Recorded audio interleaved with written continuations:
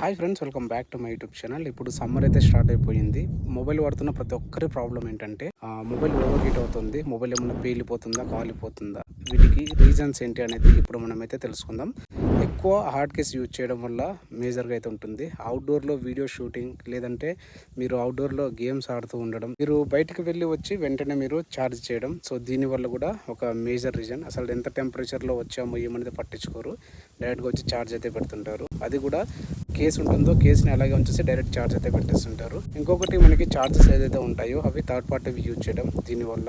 ఇంకొకటి అవుట్డోర్లో మనం వెళ్తున్నప్పుడు మీరు పాకెట్లో, మీ జీన్ పాకెట్లో కానీ లేదంటే మీ జోబుల్లో వేసుకొని ఉంటారు కదా, టైట్గా ఉంటుంది. దాంట్లోనే మీరు ఫోన్ అనేది వేసేస్తుంటారు. సో మీ స్కిన్ టెంపరేచరు, బయట ఉన్న టెంపరేచర్ అన్నింటినీ ఫోన్ అనేది అబ్జర్వ్ చేసుకుంటుంది. దీనివల్ల మొబైల్ ఎక్కువ కాలిపోవడం, పేలిపోవడం చాలా కేసెస్ అయితే చూసాము.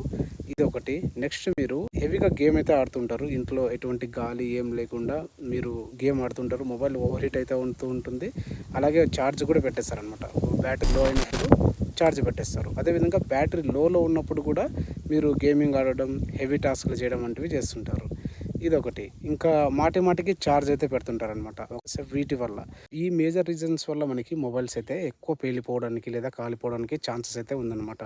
నెక్స్ట్ వీడియోలో దీనికి సొల్యూషన్గా ఒక వీడియో అయితే చేస్తాను. సో అంతవరకు మన ఛానల్ ఏమైనా సబ్స్క్రైబ్ చేయకుండా ఉంటే సబ్స్క్రైబ్ అయితే చేసుకోండి. ఈ వీడియోని లైక్ చేసి మీ ఫ్రెండ్స్ అండ్ ఫ్యామిలీ మెంబర్స్కి షేర్ అయితే చేయండి. Thank you.